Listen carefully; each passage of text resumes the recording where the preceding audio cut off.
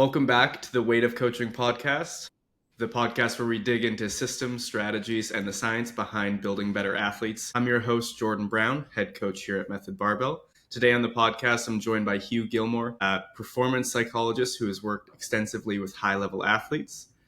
How are you, Hugh? Not too bad. It's a bit too hot here today. I've been out in the garden. It's a bank holiday. I'm good enough. Okay. How are you? I'm fantastic. I got coffee. I got you on the podcast. What more could I ask for? That's Well, I don't know. fantastic. That sounds like a good start. Fair enough then. That's what I'm Coffee's saying. always good. Always coffee. So to kind of kick things off, if for all those guests who might not know who you are, can you kind of give your little description? Yeah. So I am the sports psychologist with British weightlifting Paralympic powerlifters, and I've been the sports psychologist for their weightlifting side as well previously, and I've also been a sports psychologist with a number of elite athletes, Olympians, Paralympians, world champions. I've worked in British athletics as well. I'm now also the coach developer for British weightlifting on their Olympic side of the program, which is essentially a psychologist for coaches and helping coaches become better at the role in coaching the athletes that they work with. So in one side I work with the athletes, and another side I work with the coaches really, and it's all about the psychology of creating the environment and the interactions that enhance performance. So what does to you, what does high performance kind of mean, or high performance psychology? So, I mean, it's interesting because people always make the distinction of what's the difference between high performance versus high performing. I don't know. It's a funny play in words. Whenever I think of high performance, I suppose what I really mean is what's high for you, what's increasing for you. But I could look at this in the other perspective of, are you in the top 10%, top 1% of the world? That would be a high performer, I suppose.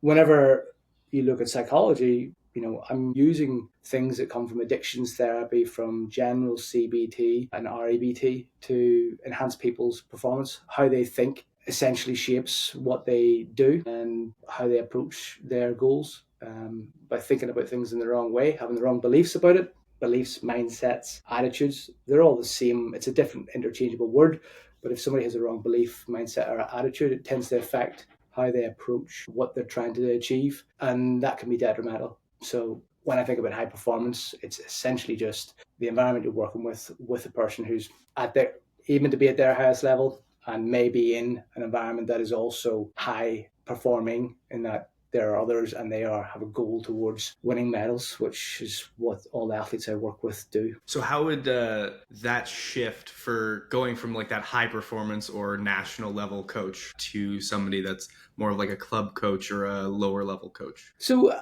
again, I don't think it does, because ultimately a coach is trying to do their best, and coaches at that high level have the same issues as coaches that are club coaches. So the coaches that I work with also run clubs. They just also happen to work with the national governing body and run squads for the governing body because they're good and have applied to do so. So these people have the same issues. So if you think about it, what does a coach not have? Generally speaking, time. What's a big problem they have? They're over-invested in their identity as a coach. What's another thing? They deal with a lot of human interactions that can be stressful.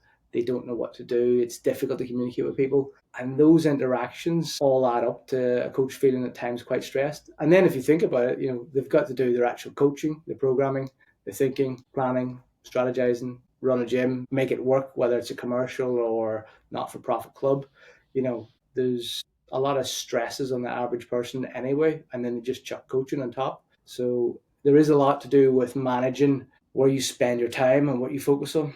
You can get dragged into things that aren't appropriate and don't enhance performance at times. So I'll give you an example. I had a coach ring me the other day about whether or not to get rid of an athlete and get them to leave the gym because that athlete wasn't doing certain things and was doing certain things that weren't aligned with the gym, its long-term strategy, its values, things like that. So the coach then has to decide, is he going to have a talk with this athlete and get rid of them? How much, he lost a bit of sleep over this, thinking about it, how to do it the right way. But if you've got somebody in your gym and you need to get rid of them, you want to get rid of them in the best way possible so that they know they've been treated as fairly. They might be upset by it, but they know they've been treated as fairly as you can. You're clear polite and respectful in how you do it, and that you don't sort of confuse it by muddying the water and talking about many different things. You just talk about like one or two, three key points at most where they've crossed lines that mean that they're gone. And it's difficult because that's a confrontation.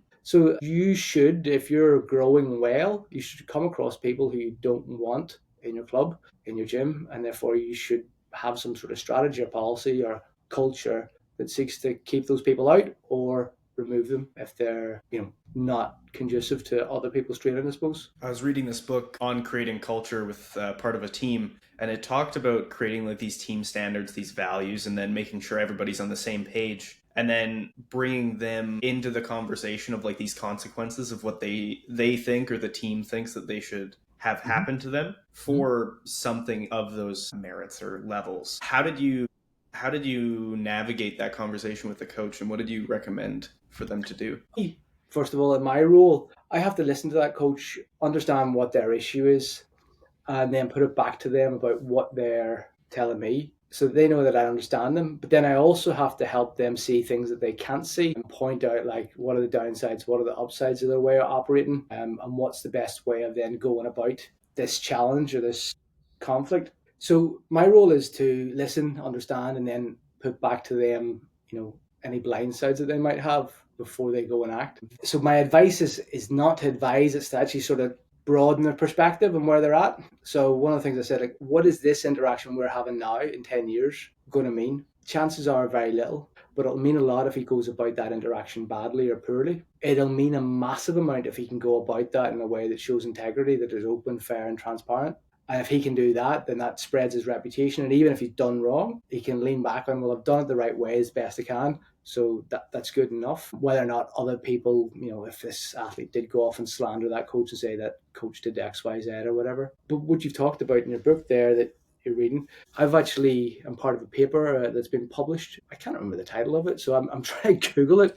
And I'll tell you what it was: a qualitative analysis of a positive elite power sport was the name of the paper, and I'm one of the authors. But what it was, we brought in a researcher into our environment in Paralympic powerlifting. We've had outstanding culture reviews for the past 5-6 years, and we brought in an external researcher to interview all of our athletes and staff on what is it about the culture that was made that makes it good. What it is that culture didn't come from nowhere. That culture came from us having an issue which we thought was a risk. And what we did is we sat all the athletes down. We raised up issues that we currently felt were existing in the program, which may exist in, your gym or your club, but you anonymize them. You make them non-specific, not about the people who are causing those issues or the systems or processes or anything else. It's not about blame. It's about, right,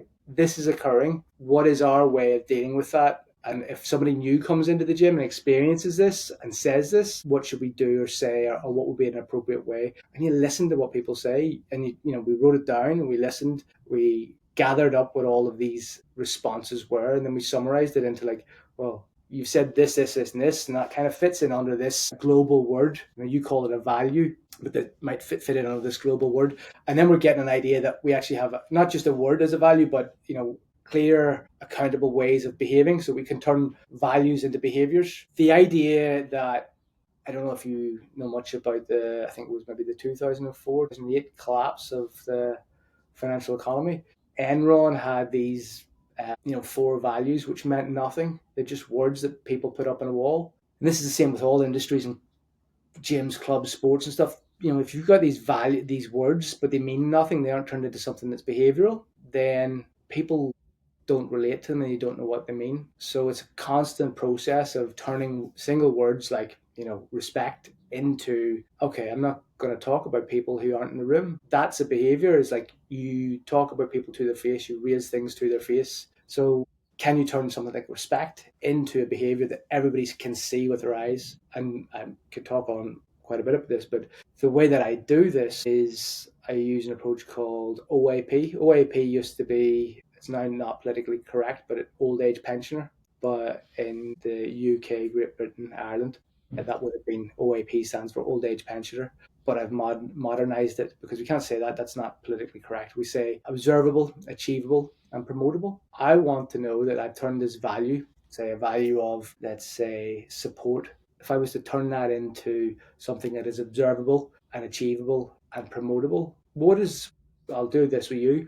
When you see in your coaching environment, what does support look like whenever something's going on in that area? Like if you've seen somebody supporting somebody, what would be occurring? Yeah, so a lot of the time I work with a lot of adults for the most part, so not a lot of youth. So with adults, you have a lot of things going on in their life, Uh-huh. from general life things to family to any sort of thing. So one of the biggest things that I see and I try and promote and push forward for my athletes is this level of support to each other and being empathetic.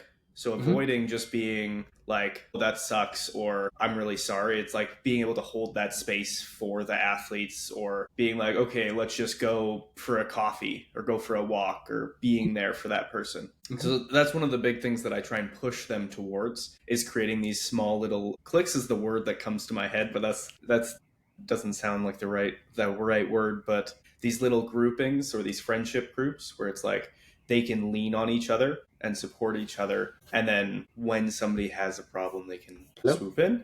A different way is supporting in that competitive environment. So let's say if one athlete is going for a heavy lift, it's like they're all supporting that athlete, and you can kind of see that it's promotable. One situation that I have is I try and communicate or teach all of my athletes what each person needs, because not everybody needs like a big hurrah, like high energy, everybody cheering for them, everybody watching them, because then they'll shit the bed, for lack of better words. But Okay. so it's like, okay, this athlete might just need this kind of calm, like presence that you're just watching and supporting them, and some athletes might need, let's go, yelling, whatever that kind of looks like. Okay. So if I was to turn that into OAP, observable, achievable, promotable, you've said hold space. I don't particularly like that term because it's what does that mean? It's like, I've grabbed this bit of space here in my hands.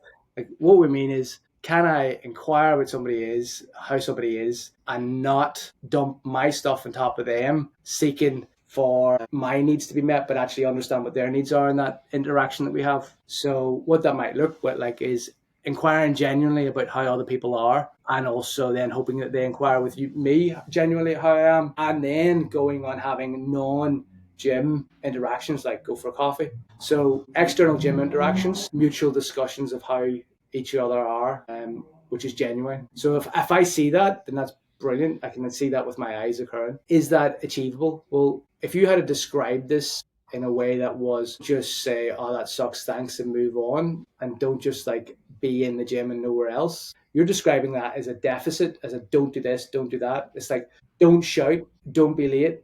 Okay.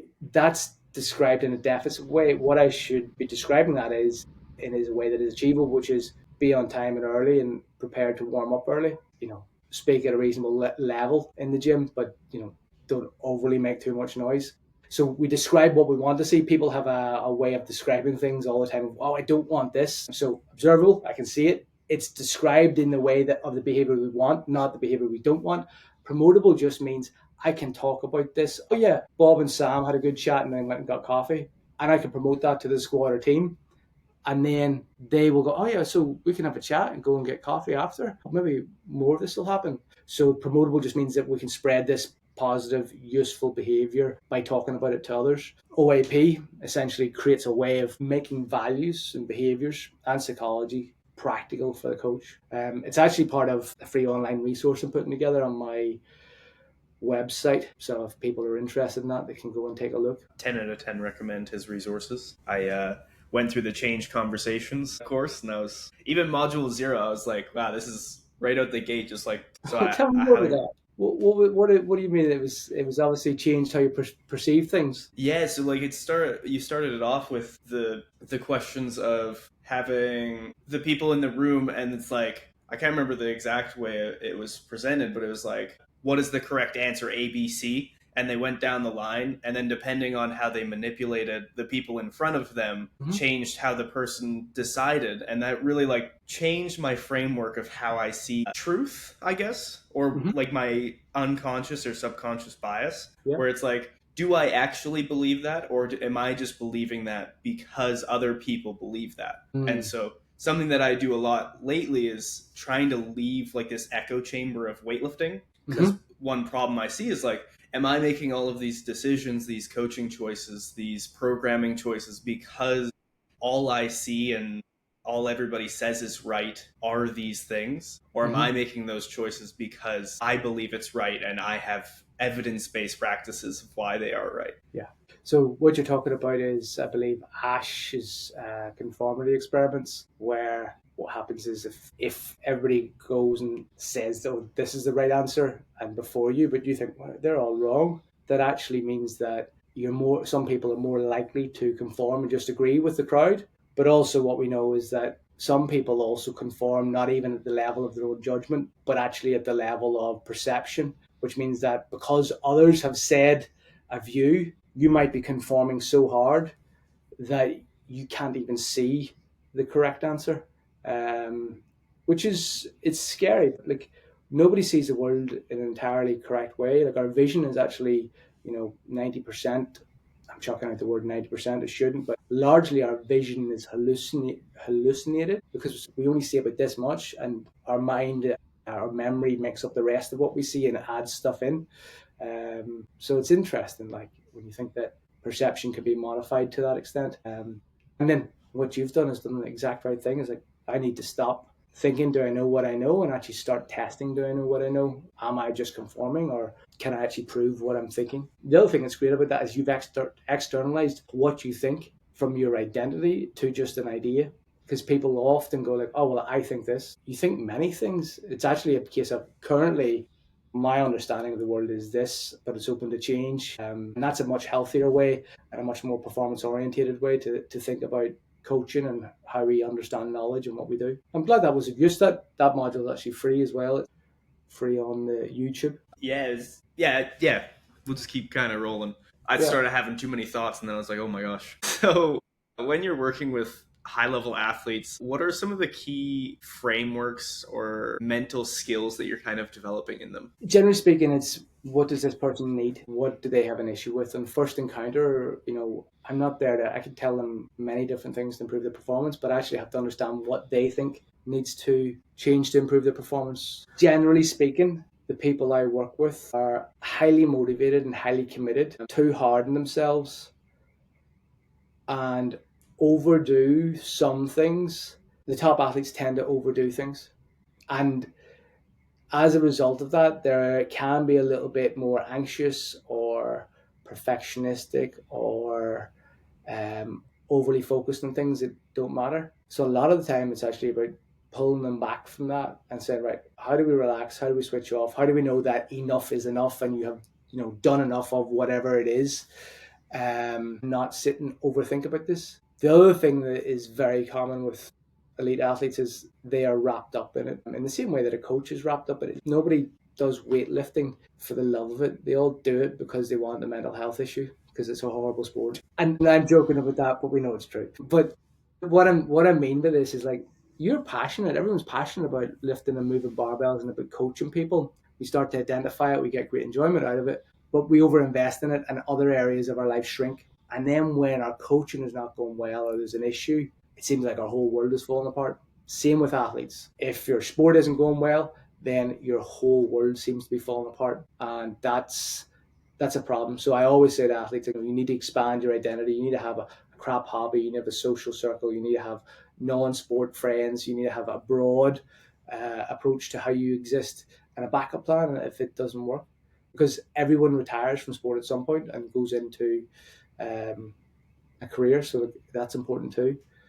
Yeah, one of the things that I work with some of my athletes, because I work with a lot less high performance athletes, but is this level of they'll choose the thing they're good at and they'll go all in. So, like you were mentioning, like they're really good or they'll really focus and dive deep on, they'll be so good at training and let's say warming up and doing all of the things that are inside the gym. And then when it comes to the things like, let's say, nutrition or recovery, or even just like understanding like auto regulation and being like, okay, I am bagged. I can't work out today. I need to take a rest day or I need to calm down on this. That's where they kind of fall short. And I try and explain it in like this spider web analogy where it's like if training is like a level 10 and you're so good at it, it can't pull up all of the other, let's say, like level 5s that are sitting down there, or even if training's a level 9, getting it to a 10, which is almost always what the athletes do, doesn't pull the 5s up as much as if you pull the 5s up to, let's say, a 7, 8. It makes a much bigger difference for the return on investment for my Yeah, athletes. yeah. I think that's an interesting thing. A lot of people don't understand performance, and they tend to think of things as I use the example of a brick. I'll put in a brick of training and a brick of nutrition, a brick of recovery, and a brick of sleep, and they build this like performance wall. But that's not how it works. It's much more like soup, where it's interactive, it's synergistic, it's dynamic. And if you are overdoing one element, the whole soup tastes bad. Or if you're underdoing the whole element, the whole soup isn't going to improve. So it's like you add in a little bit, you see how it reacts, and then you taste it, and you add in a little bit more of this, a little bit more of that, and you taste it. So it's a constant refinement process. And that's a much more realistic way of looking at performance. So like what would happen if you had higher quality sleep? What would happen if you had better, hydration? What would happen if you did a better quality warm up? These types of things make a big difference. But I suppose people are often invested in the fancy and the new and the novel. I've got a two-part question. The first one is on those high performance athletes because they'll always want to do more. They'll be anxious they're not doing enough. How do you communicate that sometimes that recovery, that rest is necessary for them to actually improve more, or like these other areas are more important than trying to get going from 5 to 8 sessions a week or making sure all those sessions happen? And then the second question is, how do you manage the non-high performance or high performers into viewing these things as important when, say, it's more of a hobby focus? So the thing here is that you want to understand how somebody is motivated, what's their goal. And if you can understand what they want and then understand what they think about the behaviors or changes that you think or they think they need to make, from that, having a good conversation around that, using an approach called motivational interviewing, you can really understand how a person sees the world. And if you can do that, then you can help them change. So an example here would be, we talk about, what do you say to help somebody realize that recovery is important and they need to make changes there? Well, I'd like to understand, you're training really, really hard. To what end? For what? Okay. How much progress are you making at this? How's it going? Have you had any injuries? What are the things that are pulling you back and you're struggling with? What and why are those struggles occurring? And then what is it you think is contributing to those struggles? People think injuries just like happen as if there's like some magic, fairy thing that comes out with a wand and just goes, bizap, you're now injured tomorrow at 5 a.m. And there's no reason why it's occurred. It's complete nonsense. Every single injury that ever happened has occurred because of actions that happened before it. But you have a profile of injury risk, and then when the conditions are met, you get injured. So you're responsible if you get injured, and you're responsible for that injury occurring because you didn't prepare to be strong enough to prevent that. And generally speaking, then you think recovery comes into that. So I want to know why they're struggling, and I want to know why they're working so hard as well at their training. Because if they're working hard, they've obviously got some skill, some adherence to that. How can I extend that to be like, right, what does a good week look like? And often where this goes wrong is with elite athletes is making silly decisions where they load the bar and go for a PB that they've already had a PB in that day, where they push it a bit too much. So you think about it, if you get a lifetime personal best, your body is in a position and state that it has never been in before. It has never handled that load before. And therefore, it is also while it's in its peak shape, it is in its highest risk factor because your body's never handled that. So you might find there's a limiting factor in your tendon, ligament, joint, muscle, or technique that produces an injury. So to me, it's like those decisions around that time when you're at your very best are important, or also those decisions where your training is in an impact week where you're trying to really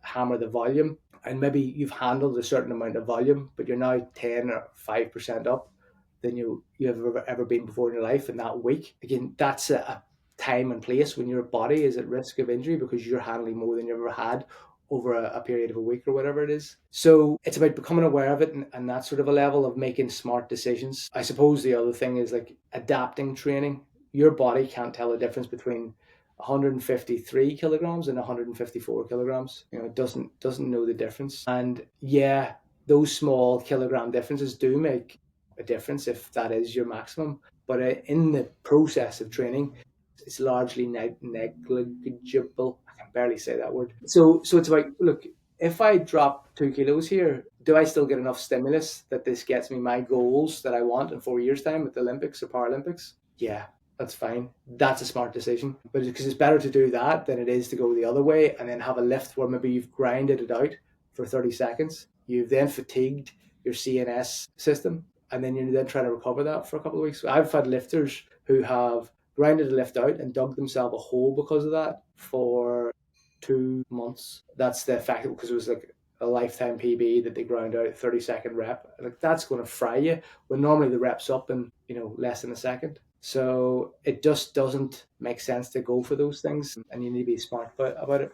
I suppose this is where like velocity-based training, things like that, come in as a good way to get feedback nowadays, which we didn't have access to always. Yeah, the Russians just had a giant chart, photographed it, and then told you how fast you were going. Crazy. With more hobbyist level athletes, how do you navigate having conversations of trying to get them to buy into more lifestyle changes around improving their performance? Because obviously they enjoy doing this sport that gives them those mental health problems, as you mentioned.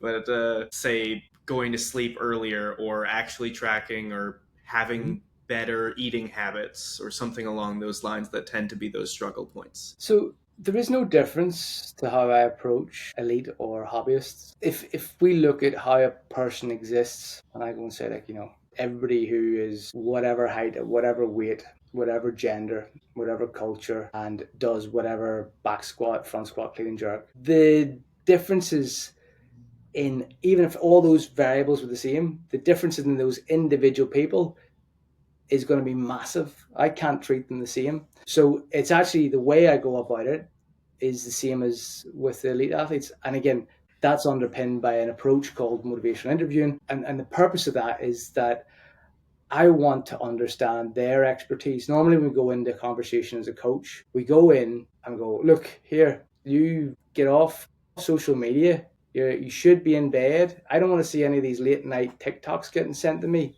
Be in bed. Don't be sending late night TikToks. Do better. Look, if I go in and tell somebody what to do, and that's the right thing to do. Nobody should be sending late night TikToks, right? That's the right thing. That's the right approach. Like, get off social media. I think focus is a good tool that blocks social media from your phones and websites that you don't want to be on as well. So get on something like that. But while that's the right intervention, you have to do it with the person, and it has to be them leading it as a suggestion or being open to taking your suggestion. And you have to be able to interact in such a way that somebody wants to take your advice, and two, that they feel as if they are actually choosing to take your advice as opposed to they're being told what to do. So if I know what the person should do, that's my first red flag, because I'm coming in as an expert with a predefined endpoint of what this person should do. Therefore, my approach might be to dismiss everything that person puts in front of them.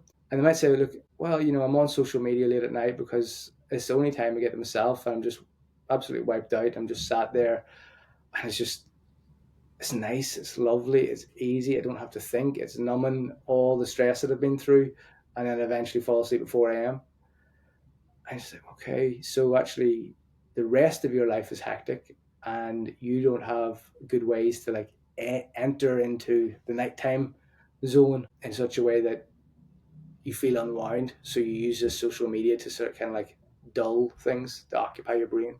And I just put that to them, and as it is, as what they've said. And you'll notice that I've put to them, you don't have a way of entering into the evening in a state that's unwound. That's the truth. But within that is also a solution. And when they hear that, but that's not exactly what they've said, but it's close to what they've said, they might choose to then talk about that. Or they might go, no, it's not that. I'm very unwound when I get into the evening. Well, my other half sends me these silly things and I feel as if I have to look at them. And then I go down this rabbit hole. Or, it's what is the thing?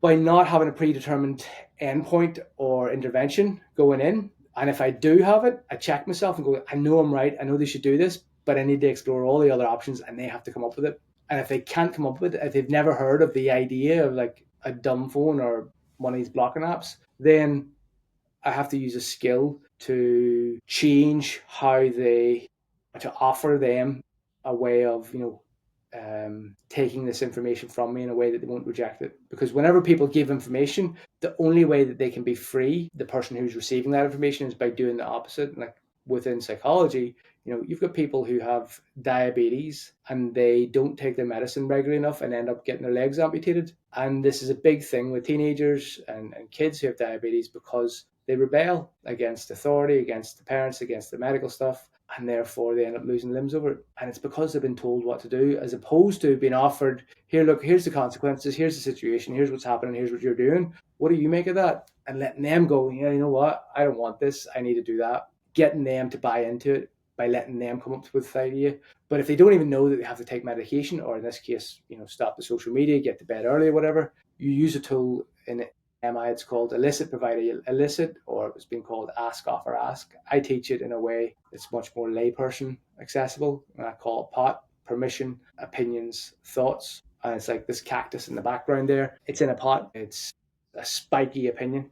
You need to do X, Y, Z. Now, if I just say to you, Jordan, you need to have better this, better that, for your podcast to be better, you'll recoil a bit in that. But if I say, do you mind if I share something with you and get permission, the P, permission, you'll then say, yeah. Because you've said yes, you're bought into what I have to say. The next stage is to give my opinion and go like, look, hey, if you do this, you do that, that might have a better impact than whatever it is you want to do. Now, I could stop there. All I've done is just put out my way of thinking. But if I then say, what are your thoughts on what I've just said? It's now not about me telling you what to do. It's about me valuing what your thoughts are about this different idea. I'm on your side, as opposed to I'm telling you what to do.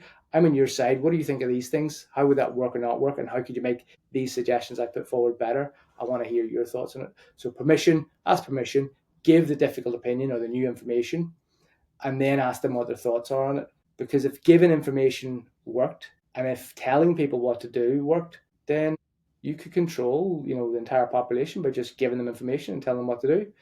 But you can't. There's so much information out there as it is. Like, Yeah, people still make those choices. exactly. So yeah, that's the general. One of the biggest things that I've had to learn as I've developed as a coach is when I first started, it was like I have all the answers. Like I know how to get you where you want to go, and it's like I would tell them, and I would always have these conversations, and then like in motivational interviewing, it's like the writing reflex, or you're like, hey, like you should do this or that, or this will help you do that, and they're like, right, okay, sure, and they never actually let that information synthesize, and they never actually take it in because you're just telling somebody. And like you were mentioning rebelling, it's I would have all of these conversations with all my athletes and be like, man, I told them that they need to send me, let's say, video review. Like it's important and it's going to get them better and it has all of these benefits. And it took me probably 3 years to realize that the approach I was going at it wasn't right. And it was like every time I just told them to do that, they tried to shut me up by being like, yeah, I'll try and do that, instead of digging into like, why don't you do this? And some of them was like, I have so much body dysmorphia, or I have so much on my plate with work, and I'm coming right after work, and I don't want to have to sit and think and like watch my videos. And it's, as a coach, is trying to navigate that, like, okay, is the juice worth the squeeze in this situation of like, if it causes them so much more stress to have to watch these videos, how do I do a better job coaching them without making them more stressed and resenting or having these issues? Or in a different realm, it would be like, I would be like, why doesn't everybody want to become the best athlete they could ever be and go to like the national level if it's potential?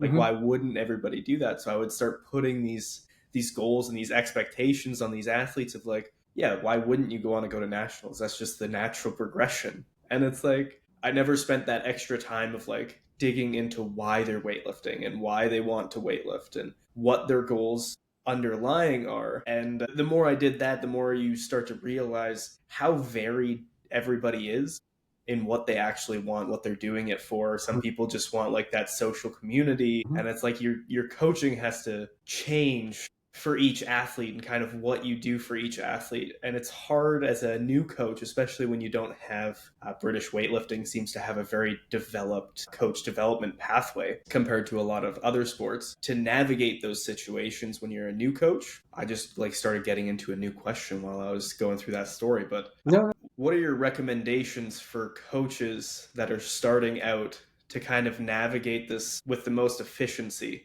Or do you recommend just like getting that frustration to want to actually change and to search that out? So let's look at what you've just been through. You've been through this situation. I know what they need. Why do they not want to go to nationals? And surely you too could have a mental health inspired by weightlifting. Come over to the dark side. So the issue here is that hopefully, as a governing body and as a sport, we can access the information that gives us confidence to coach. But there's an old saying, to teach John Latin, you need to know Latin, but first you need to know John. And the idea is that your governing body will issue you all the coaching certificates in the world, but they will be of no value because they are not a coaching certificate about the next client that walks in through your door. And the next client after that will need a different certificate because they're different people. And you've rightly highlighted and been through the journey of, oh no, this isn't working and I don't understand these people and what now? So we need to simplify this, and a really good way to think about it is Giles Greenwood, who was the head coach of British weightlifting for a while. He said, what you have to do is, if it's about performance, is you have to rapidly attack and aggressively attack the bottlenecks in a person's performance. So a bottleneck. So what is the thing holding them back? If this was an academic environment, I would say rate limiting factor.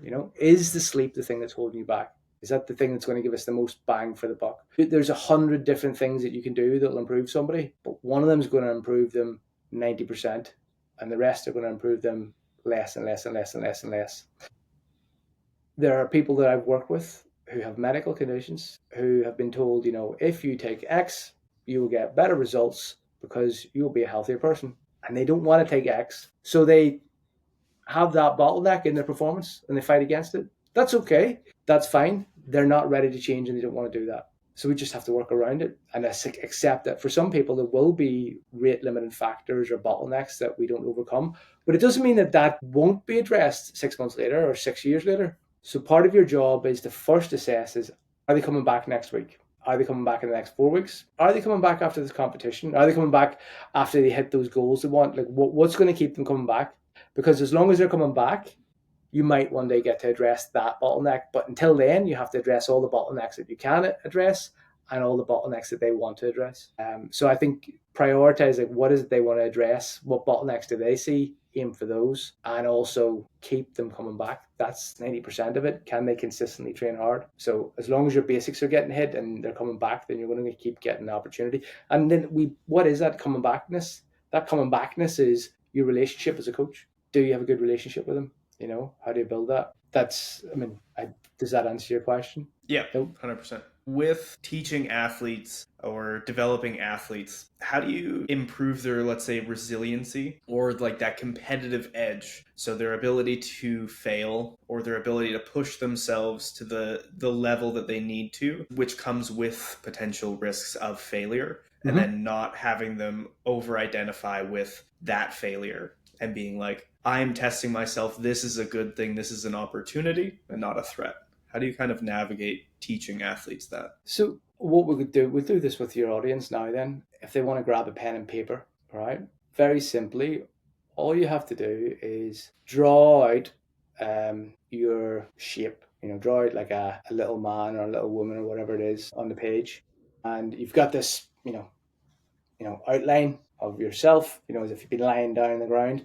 And then what if this failure was a thing or this goal was a thing? Just mark it in there. That's part of your identity, right? So there's one tally. Now, let's look at that one thing we've just put in, that entire sort of like outline of you. Well, it's it's not all of you. It's only part of you. It's a small bit. So what else goes in there? Well, what's your name? Where you're from? What else do you like? Who you related to? What do you work as? What do you study? What do you do in your spare time? What interests you? What's your favorite movie? And then very quickly we put in all these different things that are in there, and we could go on asking all these questions to get lots more information to fill in this outline of you. And then we start to realize that actually this one item in there, like, it doesn't define you if your favorite movie is Dirty Dancing or Rocky Four, right? Only one of those is a good choice, though. I mean, both. I've never seen both of those, so those Yeah, are my those are. my my pop references are gone because I'm too old now. I'm too old. It's disgusting. But the thing is that if things that you put in this outline, if one of them doesn't define you fully and it doesn't work out or it changes, how much does that really impact you? Because you don't change. All the other things are still there. And what this is this is a common flaw that we make as humans. We overgeneralize individual parts to the whole and individual action. So like it's like if, not to get too dark or anything, but like, you kill one person, they call you a murderer. You kill a million, they call you a conqueror. What am I doing there, right? Okay. A conqueror or a murderer would imply that that is all that that person is. So what I try and do is, like, well, I always say to people, like, whenever they miss, if they bomb out in a competition, and the next team say, oh, the police are looking for you for acts of terrorism. It's a terrible joke, and it's bad humor, but people seem to like it. But the point is, right, if I go, oh, you bombed out, I don't go, you're a bomber, you bombed out of your competition. You bombed out. It's an action. It's a single thing. It doesn't define you. So whenever I hear labels like, failure, bomber, can't do this, a label thing that defines you fully, I have to attack that, and I have to teach the people to attack that, because you can't be fully defined by an action, because that's overgeneralizing one small part of you to the entire whole, or one small thing or one small day to the entire whole. A snatch occurs in 1.2 seconds. It can't define you your entire life, which is hopefully, a good 70, 80, 90 years. So that's a good way of getting perspective in this. I mean, the other thing is, like, people generally have beliefs which they demand that something should occur as opposed to prefer that it should occur. I demand that I should hit PBs at this competition. And if I don't hit PBs, then they're making a judgment and having a mindset that because they didn't get that either means that they're bad, their coach is bad, their life's bad, they can't stand it, it's awful. And these things are absolute rigid beliefs, and generally speaking, they're not true. I've yet to find them to be true. So those things are the things that cause us to be upset by our failures, or our setbacks, or us not hitting our preferred goals. So if I prefer to, snatch a PB and then I don't, I'm not going to, I might be appropriately annoyed about it or appropriately sad about it, but I'm not going to be going around saying this means I'm bad. It means I can't stand this. It means that this is awful. So I want to attack those beliefs. And again, I would go through a process of educating people that they have these beliefs about these things, first of all. And a really good way to think about this is, like, everyone wants to be happy, but actually happy is nonsense. Happy is just a signal. It's just you getting a signal of something meets my expectations or exceeds them, and therefore I have this pleasant experience. But if I am unhealthily or unhelpfully happy, or if I have a mental health issue like mania, then I would be overly happy. I might go out and spend all my money on lottery tickets because I perceive that I'm highly optimistic and everything's going my way. That's a big problem. So, but people don't think about the downside of happiness. But similarly, people don't think about the upside of sadness. So yeah, we could have like this healthy happiness. We could have the unhealthy happiness, like the mental health issue of mania. But like sadness, the healthy version of sadness is being sad, expressing that you're sad, and then getting up and going again. Okay.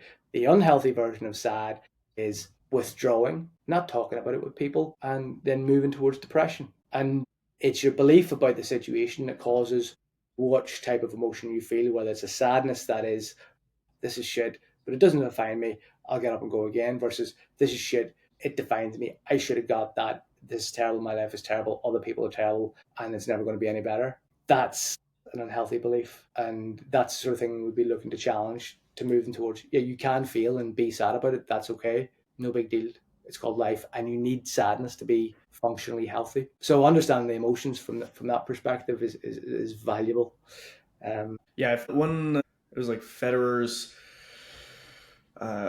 graduation post speech that he did was talking about how he only won 54% of shots, but he won so many matches. And one thing I've been thinking about a lot lately is giving them more opportunities to kind of test themselves in these safe environments. Because one thing that I notice, especially for weightlifting, less for the higher level, is they don't compete very much. And then there will be these really long gaps between competitions, say 4 to 6 months plus. And it'll be this situation of they build it up to this thing that's so big and so identifying for them, where it's like, oh, I'm prepping for this competition. I gotta see these huge PRs. I gotta do all of these things. And they put so much pressure on it. And something that I've been thinking about is like, what if we give them a whole bunch of opportunities to challenge themselves in something and develop these competition experiences? That might not be exactly 1 RM snatch and clean and jerk, but testing them. And the thing that I've been struggling with is like navigating those athletes who have like a high competition drive, and then the people that like fear this competition, and navigating giving the right exposures to both of them as they go through this process of like, okay, if I give this highly competitive athlete, this opportunity, they're going to take it and run. And like we were talking a while ago, will probably make less good choices. So I've been trying to give them more non-threatening risks, where it's like they're not going to hurt themselves, but it's like, okay, if you miss this weight, you have to drop down 10 kilos and you have to be stuck there, where it gives them like this threat of like, okay, well, you have to do something that's less exciting, and then pushing them towards that. And then for these other athletes, giving them the opportunity of like testing their abilities. So a lot of the time, I found if you tell the athlete before, it's like, okay, do a set of 5 or do an AMRAP, they'll get really nervous. They'll build it up, this anxiety up, versus being like, do one more and then do one more. And then all of a sudden they did like a set of 6 snatches at 85% or something like that. And it's something that they would have never expected to do. Or they do every minute on the minute, they do 12 reps or something like that. And you just tell them to now add a couple kilos, and you just keep doing that. And it lowers kind of that threat level, that anxiety level. Yeah. But I haven't implemented it into like actual competition strategy yet. But is that something that you recommend or push towards? Yeah. So look, what is it about competition that makes it different? Well, you're trying new weights. You're probably wearing a singlet. For some people, if it's your first comp, that's a new thing. If you have to do it in your first comp, you're on a platform, a big platform, maybe a different platform that you've never been on before. You might be on stage. You have people looking at you. You have members of the public looking at you. You have maybe significant others looking at you. You also may have lost weight or tried to increase weight, whatever, to get into or out of a category or whatever. So you might be like, it always tends to be a last minute thing. Oh, what weight category do I want to be in? This thing about weight categories, that we should be in a weight category that's appropriate for us, obviously. But if you're going to an important competition and you haven't tried your weight making strategy, if you're making weight, well, that's another risky thing, because you're now saying, hey, body, I've been training you up. Can you do this while I add in this new variable, because I want to be like a couple of kilos lighter to fit into this different category? So I would be looking to implement as much of those variables that are different about competition in advance of any competition, in whatever way is possible. That might involve like live streaming its training session, which is a good one, because yay, social media, but you don't know who's watching, and it puts pressure on you. So things like that could be done. It might be training in singlets. It might be having the gym stop and watch whenever you've got big lifts. It might be lots of different things like that. I've heard of gyms where, like, you've got a bell. If you hit a PB, you ring a bell. But similarly, if you're going for a PB and you ring a bell, what pressure does that put in the situation? There's lots of different ways of adding this pressure in and getting people to acclimatize and adjust to it. The other thing that happens in competition is you might have to warm up within 6 lifts. You might have to warm up within 15 lifts because the running order changes depending on how the competition moves about the board. All of that plays a part in making competitions different. And I would encourage people to implement and test and train and put those things all in. Key priority, though, is you don't do that to people, you do it with people with their consent. I don't just say, hey, go put on this. I'm live streaming you in 5 minutes and we're going for a PB. And if you don't win, I'm going to berate you because I'll be the crowd booing it or something.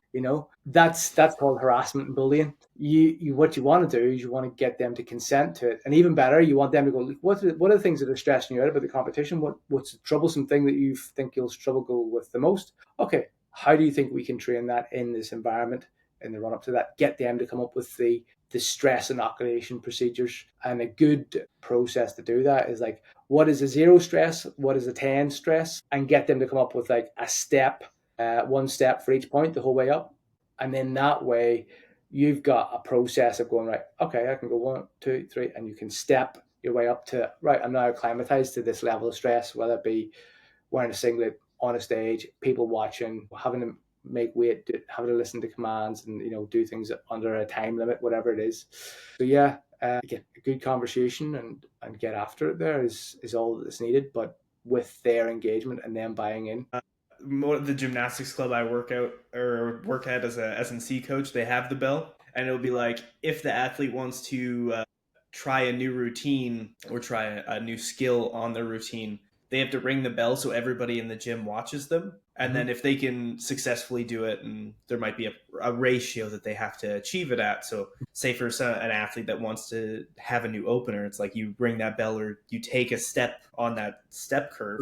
And it's like, if you can do this with, say, 80% efficiency or 90% make ratio, I mean, you want it to be higher, but if you can do that, then I accept that you can open at this number, that will take this. And it's an interesting thing to watch, and the support that everybody has towards it, comparing that to like other gyms that I've seen where it's just like everybody's just kind of working out. And it's cool to watch culture of different sports that kind of get built up. And what does that do for the culture? Because like, oh, you rang the bell, good effort. If you didn't get it, like, people are going to be saying, oh yeah, good effort. You're getting attention. Hopefully, you're getting that support we talked about earlier, because you've now got a device in the gym that shapes how people behave.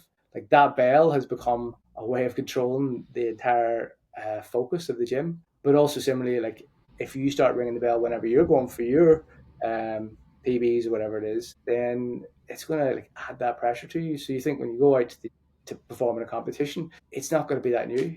It's not going to be that pressureful. I actually think that's a great idea. It's like, just more bells. We need more bells. I want a bell, but I like coach out of a public facility, so I don't think everybody else is gonna want us like.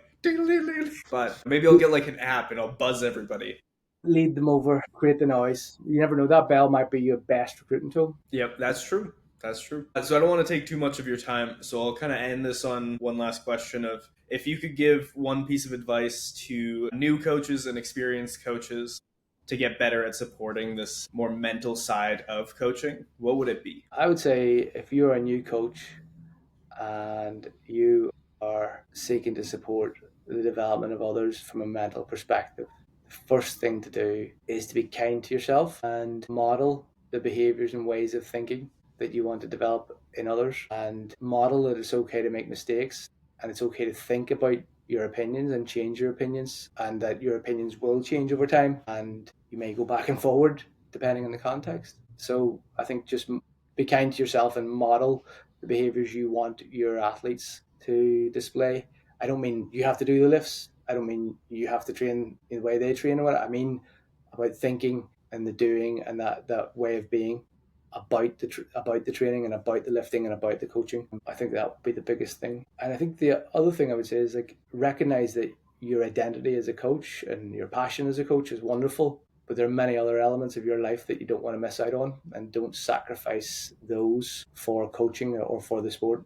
Prioritize those, and think about that then when you're coaching lifters, because some people are out there. There's some professionals that I work with in a sport, and I'm like, life's cool, but not a good life.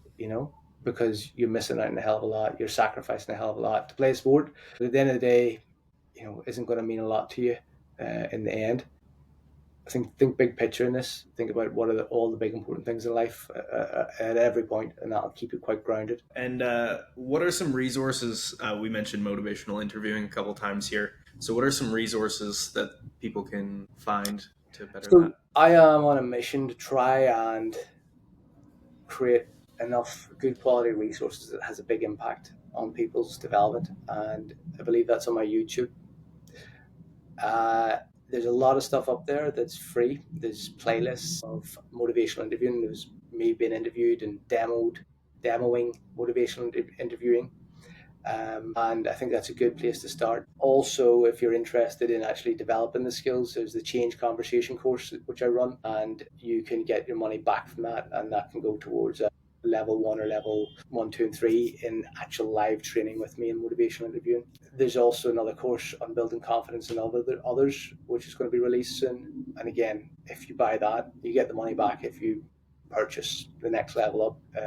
The idea being is that there's plenty of resources out there that are free, that are good quality to put out, and there's also some paid ones. Hopefully they're all of use. And there will be a lot more free stuff coming out as well that should be of benefit along the lines of mental skills training and training for performance. So yeah, just get on that YouTube and subscribe to that, and that will get all the good stuff. There's also, if you've got lifters who need to recover and relax, there's also a recording of progressive muscular relaxation, which is an approach for reducing clinical anxiety and creating whole body relaxation, which is really useful during heavy training cycles. So I definitely encourage everybody to have a listen to that, and if you knock out of the park 12 hours of that, you'll feel a big difference in how you handle the stress of training and the stress of life. So there's a lot of good stuff up there. Sweet. And where can people find you? What's Podium, your YouTube channel? yeah, podiumpsychology.com, or just YouTube. Podium Psychology is the handle for the YouTube channel. Sweet.